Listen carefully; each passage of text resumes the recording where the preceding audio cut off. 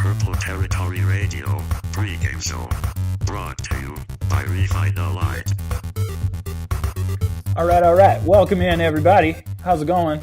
Pregame show, Purple Territory Radio. My name is Tyler Haig. I am joined by Andy Miller. I am joined by Jordan Hawthorne. And I am joined by Jodo Troya. Did I say your name right? Yeah, it's perfect. Nice, man. That felt good. That felt good. I'm into it. So, welcome in, dudes. How's it going? How are we feeling? Good morning. How are things? Things are good. Yeah, good to hear. So, let's get right into it. The Bills are an absolute dumpster fire. They got guys retiring mid-game. They got bad starting quarterbacks. They have a rookie starting quarterback. They have their social media accounts saying the game is in Wisconsin instead of Minnesota. So many things going wrong with Buffalo right now. Everybody seems to have just assumed that the Vikings will take care of this game. Andy, let's start with you. Do you have any worries about this game? Does this feel like a trap game to you? Well, I mean, as a Vikings fan, I guess I'm always a little pessimistic about games. I'm always nervous no matter who we're playing on Sundays. But, I mean, we are the clear odds-on favorite for this game, so we should not be worried about this game. We should go into Week 4 with another win on our belt. So, Jordan, how about you? Any concerns here? Yeah. I mean, there are some. I mean, you know, they're an NFL football team. No matter how dysfunctional, I mean, the Browns didn't win a game all season, and we were losing to them at halftime last season, you know? So, That's a good call. You have to be careful whenever you play these games. I do think we have the talent to win this ball game, definitely. But the only thing that worries me is Buffalo's defense. They took away play calling duties from Leslie Frazier, and they looked to play better whenever McDermott was calling the plays instead of Leslie. So that kind of has me a little, you know, it's something different that we didn't see in Week 1 and 2, and so we'll see how it goes. But I definitely think the Vikings should win this game. I just hope we aren't too focused on the Los Angeles game in a few days. I hope we took our time this week to focus on the Bills. Yeah. Real quick before we get to Gio, I just would like to apologize for from now until next Thursday, I'm going to say St. Louis about 1,000 times. I don't know why I can't get my brain to figure out that they're in LA now, but it will come out St. Louis Rams at least 5 times before then, so that's my apology. Okay, Gio, what do you think? Are you any real concern here for the Vikings? Yeah, I mean, I think it's definitely concerning that it's a trap game. You've got one of the worst teams in the league playing this week, and then it's a short week, right? So Thursday night football. It is, yes. Yeah, absolutely. So it's a short week, and they're playing one of the best teams in the league. So clearly they're looking forward, like not looking forward to playing the Rams, but they're looking at the next game, trying to maybe game plan for that, because it's probably a more important game when it comes down to playoff standings and all these things at the end of the year. Oh, without a doubt. The fact that they're playing against somebody that they should trounce, their defense alone should probably score 20 points. You're looking at it as definitely a trap game. I mean, they're definitely looking past this game, and that's the definition of a trap game. They're not prepared for it. Potentially, they've got a couple of star players out in Griffin and Cook. I think it's a dangerous one. I think they'll still come out with the W, but it's a dangerous one. Yeah. Yep, so that's got to be got to be then the responsibility of Mike Zimmer and then DiFilippo and the other leaders on the team, as far as the coaching staff, to keep this team grounded and kind of keep them in the cliche mindset of 1 week at a time, and then focus on the Bills. Take care of your business with this team in Week 3, and then move on to the Rams in Week 4. So hopefully Zimmer and DiFilippo, have been doing that. So. Well, and I think this is where good teams become great teams. Good teams barely squeak out wins here or even lose. Great teams stomp these guys, and it's never even a contest. And it'll be very interesting to see how the Vikings handle it, because it is. I mean, it is the definition of a trap game, because the next week is so important, and the Rams are so much better than the Bills that just human nature it kind of forces you to look ahead, so it'll be interesting to see. One of you gentlemen touched on it, but Cook and Griffin are both going to be out today. Is this concerning? At the running back position, obviously we have Tay Train, and they should be okay. The defensive line is loaded, but these are two of the best players on this team. Is there any real concern? Let's go snake draft style. Gio, we'll start with you. Yeah, I'm not too concerned about the Dalvin Cook thing. I think that it's smart to give him a rest, especially against this game when we've got, when they've got a big game coming up on Thursday. And Latavius Murray has proven to be a really capable back in the past, and there's nothing that says he's still not. I think he's still averaging upwards of 4.5 yards per carry, obviously on limited touches, but I think he's got like 15 for 60 some yards. So he's still a capable back. He just needs to, continue to prove himself. And they've got a good core of young backs behind him. Even if Latavius, pulls an old man card and can't, sustain himself for the rest of the game or whatever. As for Griffin, there's not too much concern on that defensive side of things from my perspective. I still think that the DBs are all world. I think that D-line is still crazy talented, even without him. And the Bills are just that bad where, they're going to be able to rush the passer. They're going to be able to get some picks in this game with a young quarterback. Even if Josh Allen is out, they bring in Peterman, and what he can do, 5 picks in 1/2 against the Chargers. So there's not a lot of worry regarding those guys. But I do think that, regardless, it is still a trap game. It is still a short week going into the next game. And regardless of how the coaches coach these young players, and saying 1 week at a time, it's still human nature to look forward to, potentially one of the most difficult games of the season in 4 days. Yeah. Andy, are you concerned? What do you think about these injuries? I'm not really concerned about them. I think that it's good to keep them out and keep them healthy. Those are two very important players on both sides of the ball for the Vikings. So if we can keep them healthy and get them ready for week 4 against the Rams, I think that's a good thing. I also think it's, on the other hand, it's good to see Latavius get some more snaps. If I had one knock on DiFilippo through the first 2 weeks, is that Latavius was not getting enough snaps and that Cook was getting too much responsibilities with the running game. So I think it'll be good to see more of Latavius and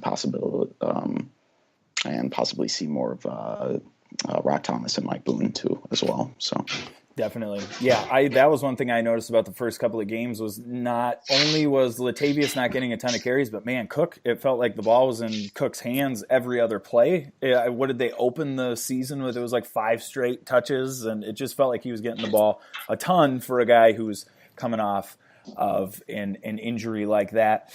Let's talk a little bit about the point spread. The Vikings are favored by 16.5 or 17, if I'm not mistaken. One of those two numbers, which is a massive, crazy huge number. It's 3, it's 6 maybe, but like 16, 17, that's ridiculous.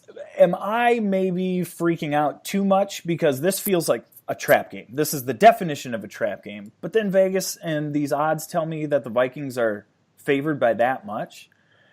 Does this point spread tell you more about where the Vikings are at, or does it say more about where the Bills are at right now? Let's start with Andy.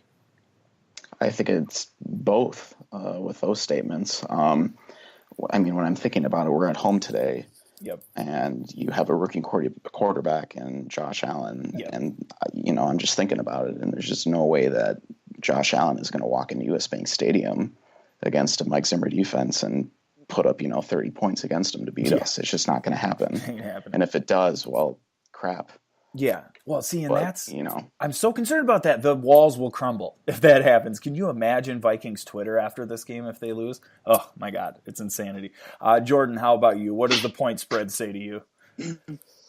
I think it says more about the Bills. I mean, I think the Vikings are amazing and all that, but I think, we're going to play a few other bad teams this season, and I don't think we will be favored this much. We'll go into the games probably like a 5-point favorite, but I mean, to be favored by 3 possessions against any NFL team, that just really, you said earlier, dumpster fire. That's 100% accurate to this right. So I think the Vikings might cover. I guess I won't say my game pick. I won't spoil it. Yeah, but, I was going to say, hang on to it. Yeah, I'm hanging on to it. But, I think we cover the spread. I think we definitely do it. So if you bet on the Vikings and you're listening to this, if I give you any confidence, congratulations. Gio, how about you? What do you think this says, the point spread? More about the Vikings, more about the Bills, both? What do you think? I think it's more about Vegas trying to get their money before a short week. Obviously, I think there's a lot of people that are going to bet on the Vikings covering the spread, but they're not realizing that they're on a short week. They're not realizing the fact that they're going up against a hard defense. And it comes back to the trap game mentality. I mean, regardless, I think that they're going to win. However, they may not cover that spread because they might just coast. They might try to pull their starters. They might try to do these things. I mean, 13, it's 2 scores. So, I mean, I get that. The defense alone might cover that. Yeah. But yeah, I think it's Vegas trying to trick people into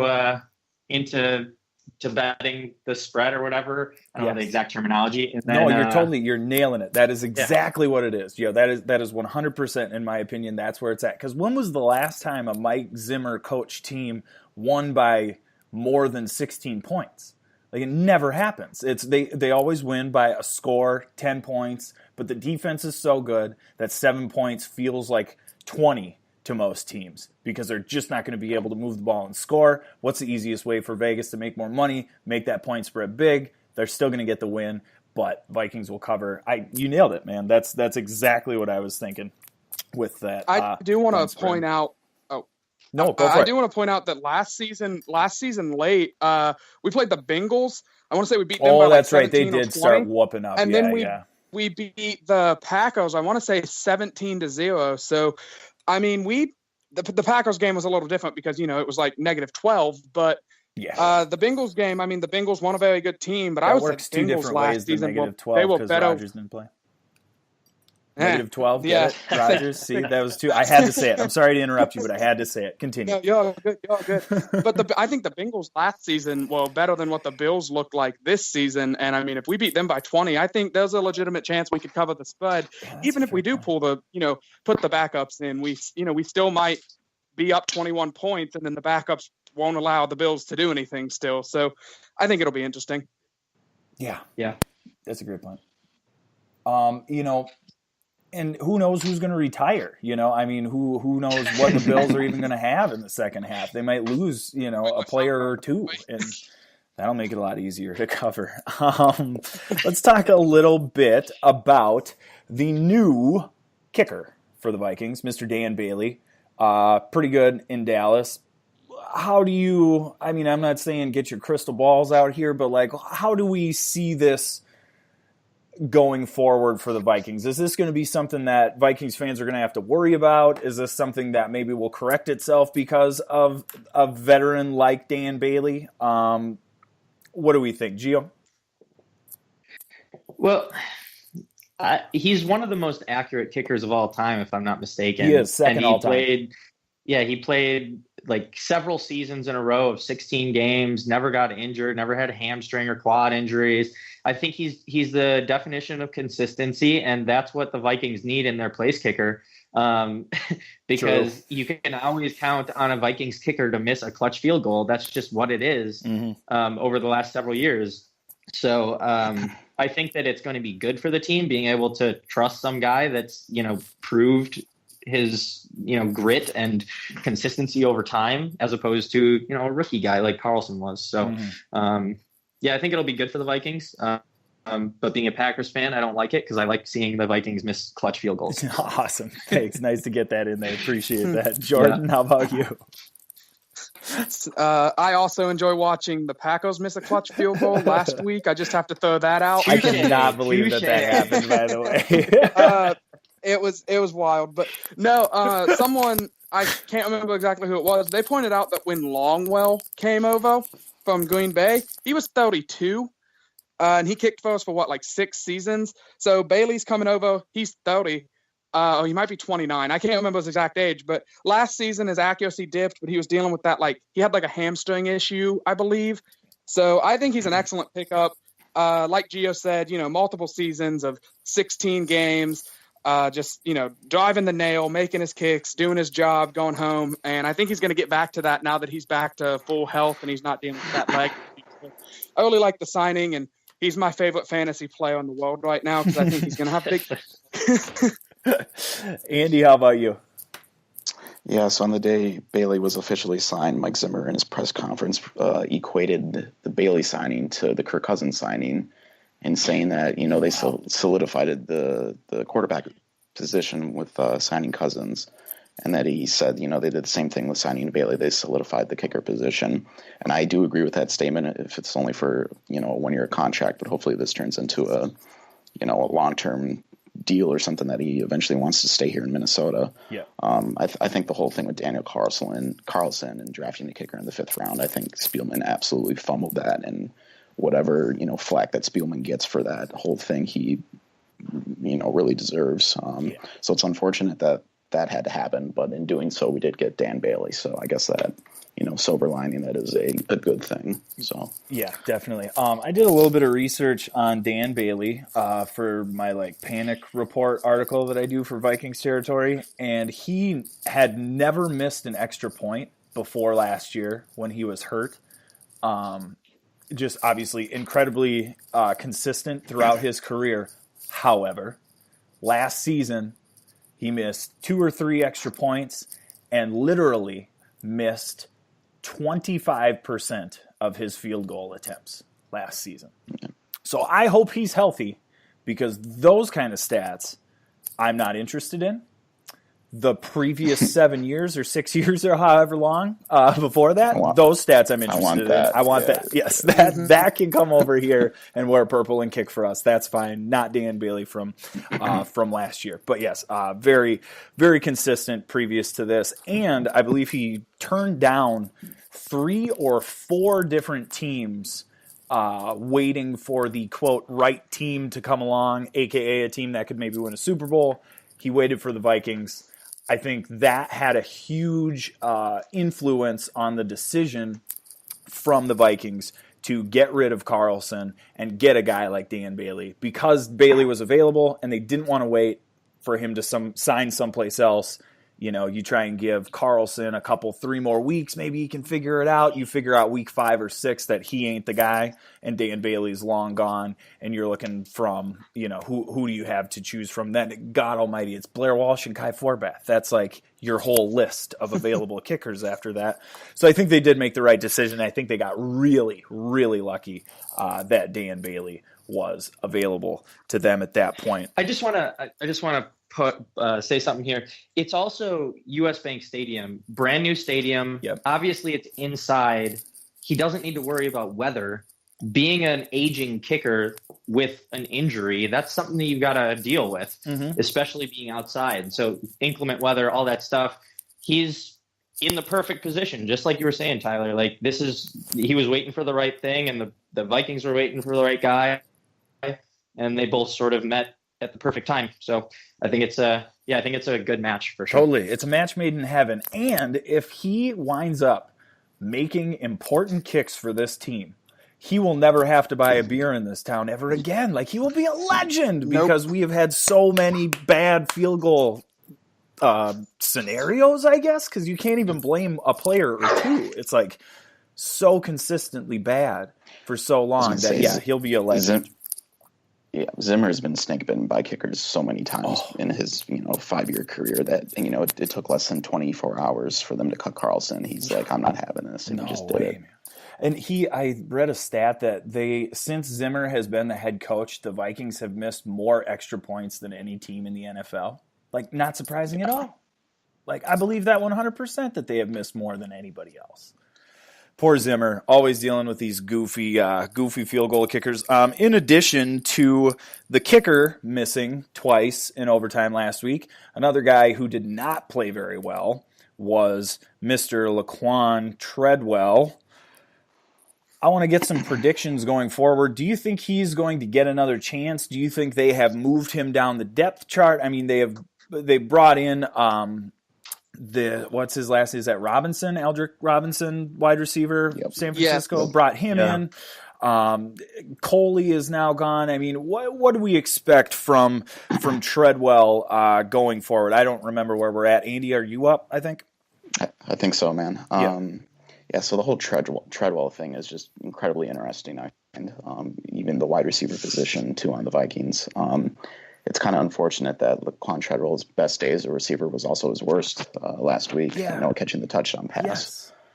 Yes. But I mean, the depth at the wide receiver position on the Vikings, he is the depth. You have Thielen and Diggs, and then after Treadwell, there's really nobody besides this new Robinson guy. But from what I understand, he's basically just a burner. So just, send him on go routes up the field, and hopefully Cousins can sling it to him. But I think this is also a reflection on the poor decision to cut Jarius Wright.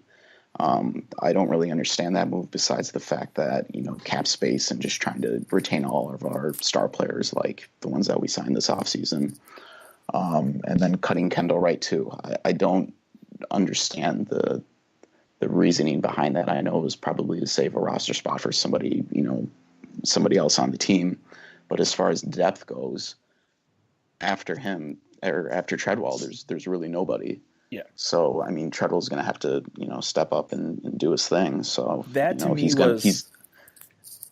was the most perplexing thing that they did at the cuts was kept Coley, who hadn't really played in the preseason because of injury, and let Wright go. Because that's your depth. That's your veteran depth. That's the guy you need right now to step in and take over for Treadwell. And he's not there. And Coley's now gone. And it's and that's like you said, that's your entire depth is Treadwell. Yeah, I know Kendall Wright didn't show much in the preseason. He didn't show anything, to be honest. Yeah, I would not disagree with that. He was such a low cost free agent signing, that I think the marginal benefit of having him on the team outweighs the cost of not having that depth at the wide receiver position. And I think we kind of felt that last week once Treadwell had his meltdown, I guess you could say. Yeah. It's like, what do we do? He threw in Coley, and that was not good. Not going to work, yeah. Yeah. Completely agree. It'll be yeah. Jordan, what is your prediction for Treadwell going forward? Does he play? Does he get a ton of snaps? What do you think we're looking at for him going forward? So I think this is a big week for Laquan. He obviously, had like 3 drops last week, and he had like 2 the week before that. I mean, he just hasn't looked good, but he has an opportunity, I think, today to go out. I don't know who the Bills' third defensive back is, so I don't know who's going to be on him. Me neither. I'm guessing someone that isn't very good. Well, I'm just guessing that, it's going to be some no-name guy. And I'm excited. I think Treadwell might get some mismatches, and I think Cousins trusts him. I think they built some chemistry in the offseason. So I think he'll get fed the ball today, and if he has similar results as he has had all season with the drops and, just kind of being in his own head, I think you're going to see a change. Zylstra might come up and maybe get a chance. I know Aldrick Robinson, we talked about him. He might come up, but, he knows to go out. He doesn't really run the out tree very well. So I think Zylstra might get a chance if Treadwell doesn't show up. But I think he's going to. I think he's going to get out of his head. I have some faith in him. I've liked him since we drafted him. But we'll see. We'll see what happens. But I think they feed him the ball today. I think they just go back to things as they were, throw it to him, let him make the catches, and he gets 2 touchdowns. Good for him. Whoa, 2 TD prediction, writing that down. 2 touchdowns. That's crazy. Gio, what do you think we're looking at for Laquan going forward? More drops. No, I think he's got like the equivalent to like a pitcher having the yips. Yeah. Like he sees the ball coming his way. He knows that he can catch it. It's going right at him. And he just, I think a couple of his drops against the Packers were basically him turning and facing the rest of the field before the ball even got to him. So he lost eye contact with the ball. He didn't know when it was coming, and it just hit his hands right in the freaking numbers, and he drops it. Yeah. So he's got the yips. He doesn't know exactly that sort of process that the first step, you've got to catch the ball. Second step, turn. Third step, start running. I think he's ahead of himself a little bit, and it's unfortunate. However, I do think that, as Jordan was saying, Kirk Cousins isn't a guy to just sort of drop you and drop you like third period French or whatever the saying is. He's a guy that's a little bit more of a teacher. He's a guy that's going to work with you, make sure that you get better, because ultimately, I mean, yeah, he's got an all guaranteed deal, but he wants to win a Super Bowl. That's why he came here. And you can't do that with hardly any depth on your roster. I think Robinson is going to get some play as well, but I do think Treadwell is going to probably get, whether he deserves it or not, a third chance to prove himself. And I think that he's going to turn into, a good receiver for the Vikings. Not necessarily something that you can count on to catch the ball all the time, but, if you're in a desperate situation, you may be able to throw it his way if everybody else is covered. So. Yeah. Laquan Treadwell is the number 3 receiver on this team. No matter how much you want him to be cut, how much you hate him after last week, he is the number 3 receiver. He's going to get more opportunities. And if he's open on the field, Cousins is going to throw him the ball. Cousins doesn't care. He's going to throw it to the open receiver. So we're going to be seeing a lot more of Treadwell. And to be honest, we're pretty much stuck with him, if you like it or not, because of the cap situation with him. 100% correct. Yeah. 100% with the cap situation and the depth. Well, if they cut him because he's on his rookie deal, it winds up being almost $2 million worth of dead money? Or Yep, he has dead money associated with this contract that he gets no matter what, as guaranteed deals. Mm-hmm. And then if you cut him, there's a cap penalty on top of that, so that adds in another like $3 million on top of to his guaranteed money already. So no matter what, he's going to be on this team. Sorry to say it, but unfortunately, dude, hashtag free Chad Beebe. That's all I'm saying. Got him right there on your practice squad. Guy flashed in the preseason. Bring him up. Let him thrive. I'm joking. I don't know if Beebe is the guy that's going to step in and play well, but I liked him. I wanted him. I mean, I thought he did okay. I don't know. He's more of a slot guy, so he'd have to take Thielen's job, and we'd have to move Thielen outside. I was doing some research on why we didn't bring Chad Beebe up. Yeah, that would make a lot of sense. And if you can, I don't know. I think we touched on it a little bit before, but he doesn't need to be great. He just needs to be a guy who can catch a slant when you need somebody to catch the ball. Like, that's all you have to do. And I think that was part of what made it so frustrating to tie the Packers, was because all we needed was our wide receiver to catch the ball. All we needed was our kicker to make a kick. And we could not get either of those things to happen from either of those players. And it was just, it drove me crazy. What time are we looking at here? Almost 1:45. Let's do a little bit of game predictions here. Andy, or no, is it Gio? Who's up now? I think I'm up, yeah, okay, Gio. What is your prediction for the game today? Vikings win is my prediction. Safe bet. I think that they're going to cover, but I also think that the Vikings are going to have at least one defensive touchdown, just because that quarterback room on the Buffalo Bills is so bad. Also, I think Cousins is going to have a little bit more time in the pocket. Elfline is reported to be coming back in some capacity today. God, we never even mentioned the offensive line. Yeah, they're saying that he's Zimmer wouldn't elaborate on how many snaps he's going to have, but he is going to probably come back. This is sort of probably like a preseason game for him, just getting warmed up for the season. I think it's going to be helpful. I think that Cousins is going to be able to sling the ball, and maybe this is a game that the Vikings want to be able to run up the score and work out their wide receiver core a little bit more. Maybe get Treadwell some extra run, mainly because he needs to build confidence, get rid of those yips. So I think that they're going to win. They're going to cover, and the defense is going to be all world as usual. Jordan, what do you think? So my big score prediction, it's not really that much of a surprise. I've been throwing it around because I think it's funny. I think we're going to Eagles the Bills. We're going to put up 38. They're going to score 7. We're going to 38-7 them. And it's going to be it's going to be the most ironic thing that we do this season. But that's my prediction. I think it's going to be a blowout. And kind of what Gio was saying about how I don't think they're going to run up the score per se. I don't think we're going to be, slinging the ball with a minute and a half left in the game or anything. But I think that because of the yips that Treadwell has, we might kind of sling it to him. Oh, hey, we're up 2 or 3 possessions. Sling it to Treadwell. Let's just put the ball, force it down his throat, make him catch it, teach him what a good receiver looks like, and move on to Los Angeles next week.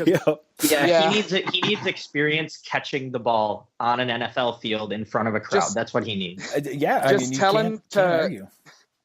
Just tell him to catch it and fall down. Tell him don't even worry about run after catch. Yes, just catch it, secure fall the ball, down, catch it, fall down. Yes. So we're going to have 25 catches today.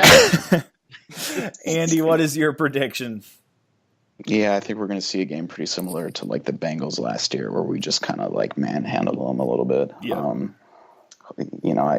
I think we're going to win today. I think that's pretty safe to say. I just hope we come out of the game pretty injury free, and get ready to go for the Rams on Thursday, because that game is going to have huge implications for playoff standings and stuff like that. So yes, it will. That is the hope. My prediction, because everyone in the whole world thinks the Vikings are just going to control and dominate, this just screams trap game to me. I wrote that panic report, and the 95-96 Chicago Bulls, Michael Jordan, most wins in history until these new Warriors came along. They lost to the expansion Toronto Raptors that year. Those Toronto Raptors finished 21-61 that year. It is not that crazy for an NFL team to be able, even though they're bad and going through a lot of stuff, it's not that crazy to think that they could compete. Now, I want the Vikings to win. I believe they should win. I believe they will win. But I think this game is going to be a lot closer than people are thinking at this point. Would I be fine with a blowout? Sure would. But my prediction is going to be 28-21 Vikings. Because I think that everybody is overlooking Buffalo. And I know they're bad. And I know I can't name anybody. The players I can name are all either sitting on the bench as former starting quarterbacks, rookie starting quarterbacks, retired, or are not playing this week. I literally cannot name another player on their team. I don't know who is on the team. But I feel like they're all NFL players, and all they've heard all week is how bad their team is. I feel like they're going to keep it close. I feel like they're going to keep it close. I don't know. Let's talk a little bit while we got a couple of minutes here before the start of the game. So let's talk a little bit about the offensive line. Do you think, Andy, we'll start with you. Do you think that this offensive line with Elflein coming back is kind of going to solidify itself, or do you think this is something we should be concerned about yet? I think we should always be concerned about the offensive line, no matter who's on it. Yes. Yes. Sorry, that's kind of... Oh, me too, man. That's like the kicker. You just have to be worried. Yeah. I think having Elflein back is definitely going to help the running game a lot. That being said, I don't know how much Elflein is going to play today. I don't think he should play a lot. I think that this week should be kind of knock the rust off, get him some reps with Cousins and stuff like that. I don't know if it's to prepare him for next week. I don't know if he's ready to play next week or what the deal is, but I just hope that he can, come back and kind of loosen up a little bit and just get back on the field. So, for sure. Jordan, do you think it's going to be an issue going forward? Absolutely.